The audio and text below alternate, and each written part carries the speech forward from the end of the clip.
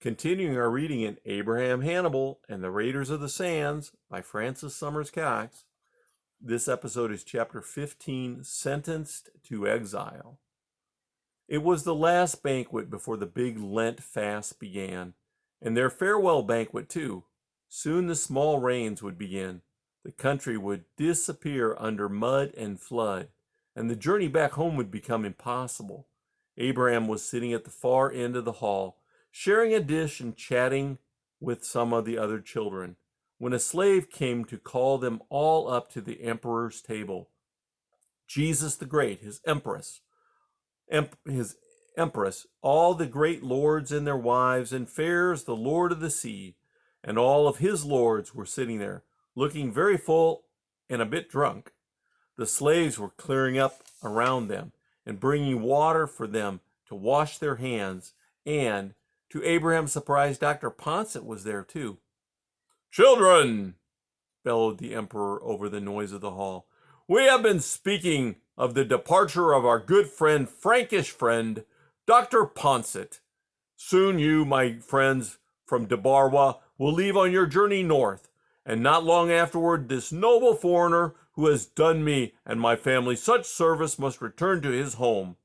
He will be taking a letter from me to my brother, the King of France. He will also be taking splendid gifts. We have decided on gold, an elephant, and some of our finest horses. But we would like also to send some of our noble young children to his court, to learn the ways of France, and to show the Franks that the wisdom of Ethiopia is second to none for wisdom, courage, and high breeding."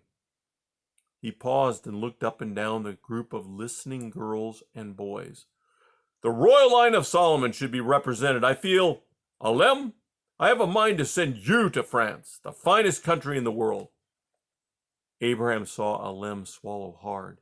He opened his mouth, shut it again, and then said in a kind of funny croak, "My royal father, if it is your pleasure that I should make that voyage, then I will undertake it with joy, but it would be a great sorrow for me to be separated from you."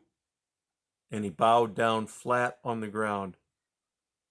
"He's cleverer than I thought," said Abraham to himself. "Little toad."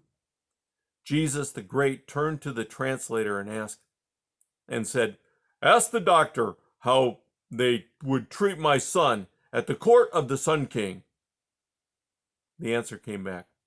"He would be treated with all the honors due to the greatest and most powerful king in Africa." The emperor sat and thought for a little while. "He's too young," he suddenly announced. "The voyage is too long and difficult. Maybe later, when he has more years over his head." The older children and the emperor started eyeing each other nervously. Jesus the Great, the Lion of Judah, looked them up and down again. Then his eyes fixed on Abraham. "You, my boy, you are young, but you are already a hardened traveler. You have shown your courage time and time again, and you are of the line of Solomon. You shall go to France, Phares. Do you hear me? Your son shall go to France.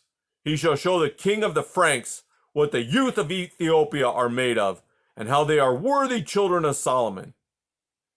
Abraham did not sleep that night.